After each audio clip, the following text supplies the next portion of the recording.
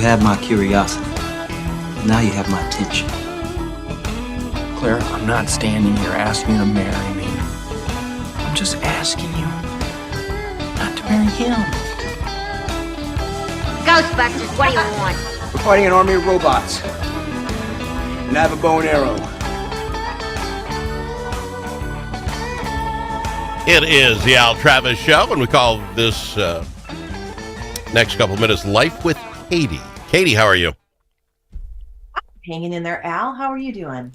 Well, I think you're lying, but and I'm going to mess this up. I have no doubt I am no good at treading on slippery slopes. But for folks who are new to the program, let me share. Katie went to school with me. Are we at 45, 50 years? When? We are not. It's not that bad. For a little over 40. 40. Okay, that's fair enough. 42 years. Oh, God. Maybe it is that long. Ugh. Yeah. So anyway, we went to school together. She'd ignored me like most women in high school ignored me, so that was fine. But I knew who she was because everybody knew Katie.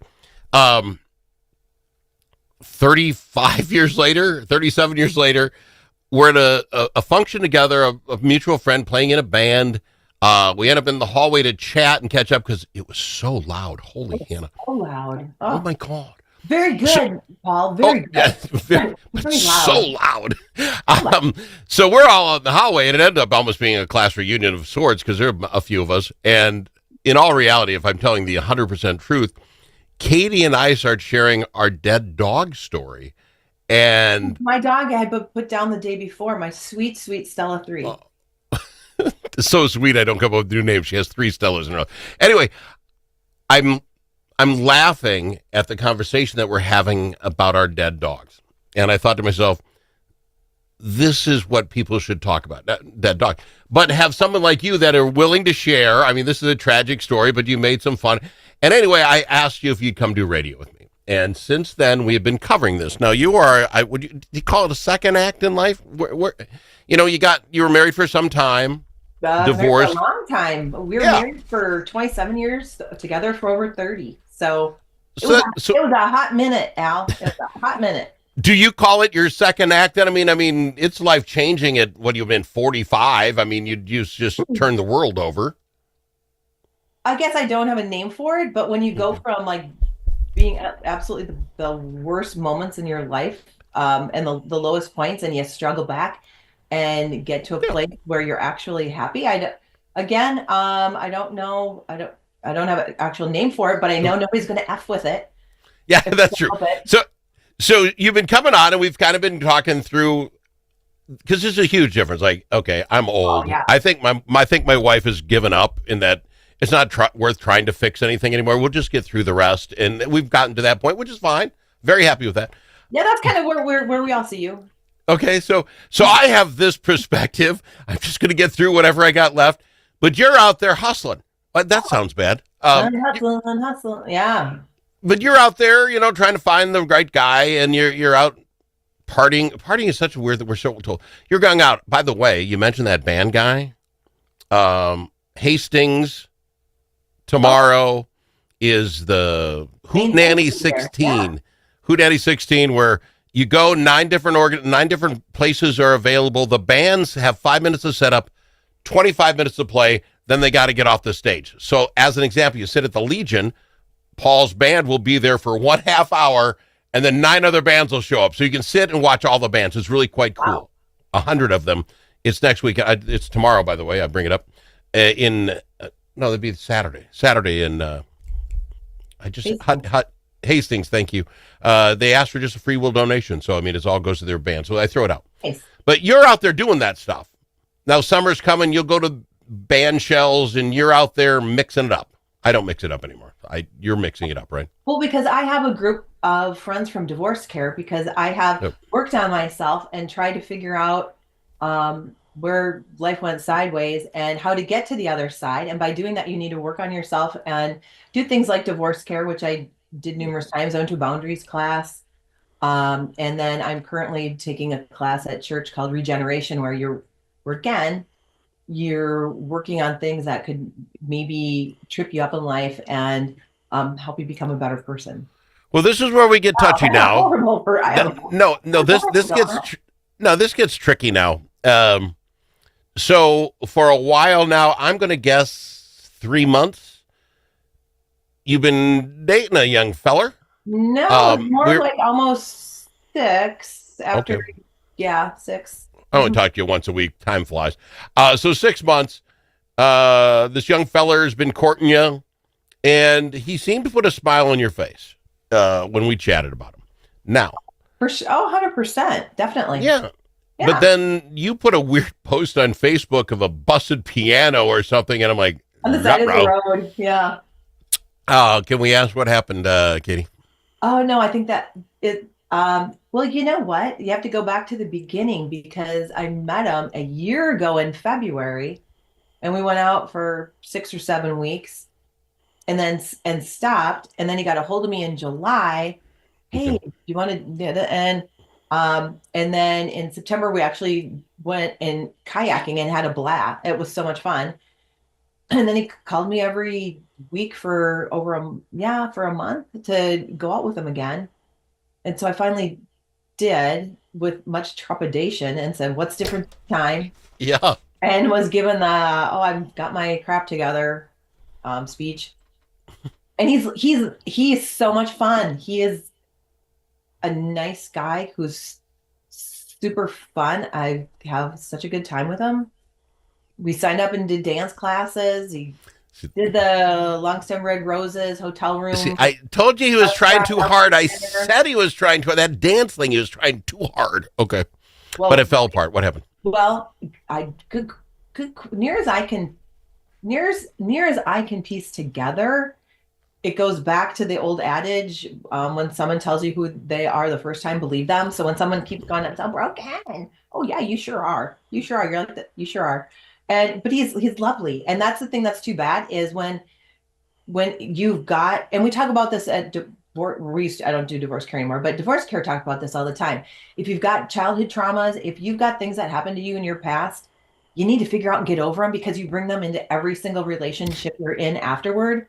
And Sure. if you don't feel like you deserve to be happy, if you don't feel like you deserve to have somebody who cares about you, if you don't feel like you deserve to have nice things, if you then don't feel like they deserve to have a relationship with their siblings because you don't, or you don't think they deserve it, but it just irritates you that they've got a relationship with their family and can go on a trip with said family and have a good time and have friends who are really nice and who do things that have fun, and you can go out and have you have enough money to go and buy a ticket to an event and have a good time. If that just irritates you or at the end of the day makes you feel bad about yourself, that's really sad because you're a really, really good, nice person. But again, if you can't figure it out, and your biggest complaint about me is that I have a nice townhouse who my 5 to 25-year-old furniture fits in, and I've got an 8-year-old car that's paid for that's got a panoramic sunroof. That's your biggest that you can't sleep at night over that. Wow. Let me ask you this, and there ain't nothing I can do about it. So never go back. If somebody comes back, they are getting fixed at 6. Here's my point. I'm 60, so he's got to be in that ball game. At some point, are you just who you are? You know what I'm saying? Ken, is there enough classes he could go to or Al could go to get better in that? At 60, I'm not looking to change the page. And then maybe this guy's not either. He likes to complain. I don't know. The guy will complain. You get my point. Can he get fixed? And what will happen now? I've got to go to break. Here's what I'm going to lead you with, Katie. This is the question, the hooker. What? That sounded bad. The hook. Now that this happened and you are no longer with this gentleman, this group of friends of yours that you met and all this stuff, do they race to Katie's side and circle the wagon and let you wear sweatpants for the weekend as you drink lattes and wine to get over the problem? Or is it some mental Dr. Phil thing where they got to come in and say, well, Katie, let's figure out what you did wrong picking this guy. Ooh, let's get into what happens next in Katie's life and how do we save her from this? I love this. This is fun. Sorry, Katie, at your expense. It's Life with Katie on the Al Travis Show. More right after this. If it's your turn to host a game, Grandpa's Barbecue suggests you try something different. Put out the perfect barbecue flavor of Grandpa's Barbecue. Add it to your ribs, dip the meatballs, or drench your wings in the original flavor of Grandpa's Barbecue. It isn't too hot or spicy, fruity or smoky or whatever. Grandpa's Barbecue. Available in select stores and online at grandpasbarbecueshop.com.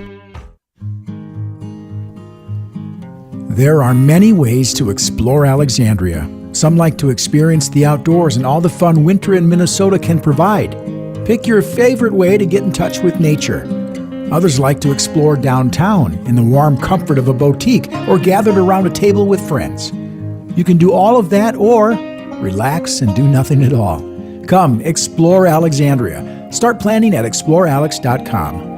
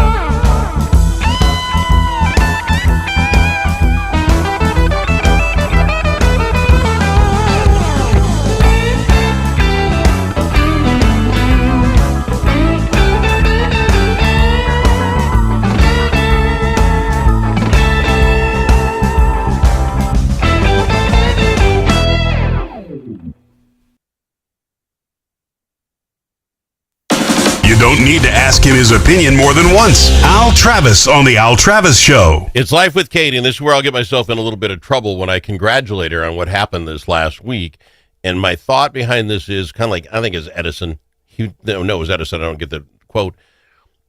He made 11,000 wrong light bulbs that didn't work. He didn't say he made 11,000 mistakes. He went through 11,000 steps to get to the one that worked. Oh my God, 11,000 men? Well, it's just an analogy. I think you have to go through it to figure it out. So my point is, as much as this might hurt you today and it doesn't feel good, thank goodness it didn't go to the next step and you're married to the guy and it's another knucklehead. So I think you had to go through some stuff that sucks. So I mean, congratulations in a positive sense. But when I left you, what happens to the troops?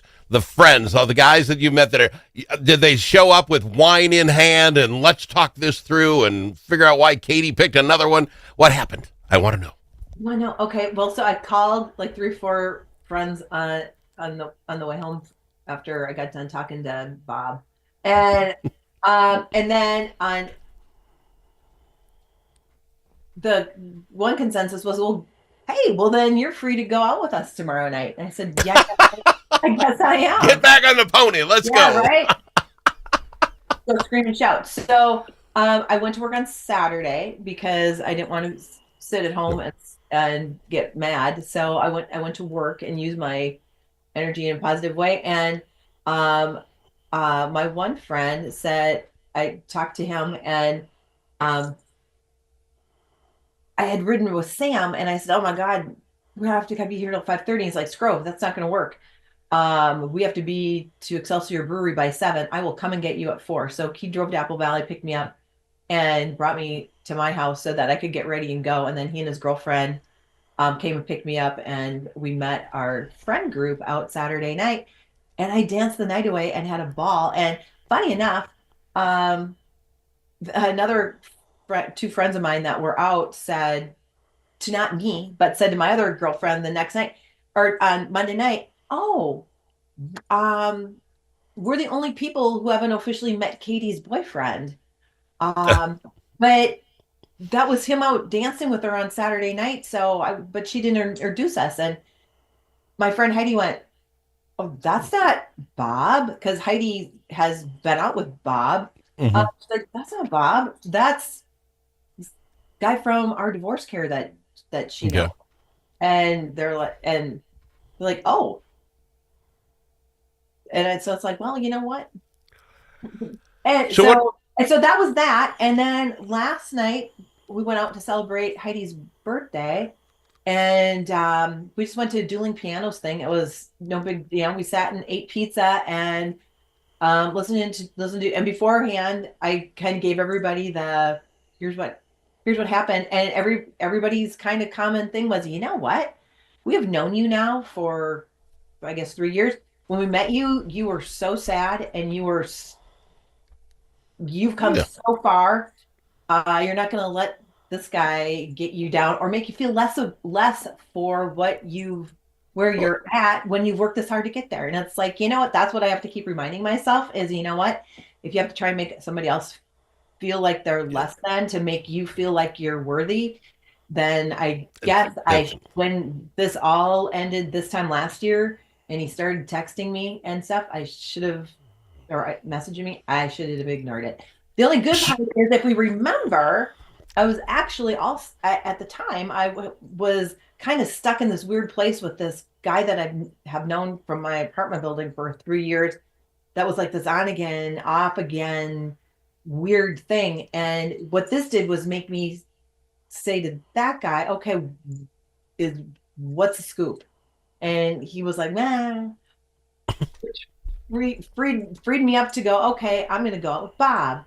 So I guess the good thing Bob did at the end of the day was help me get away from the other guy, sever that thing that I couldn't seem to get out of. And again, Bob's great.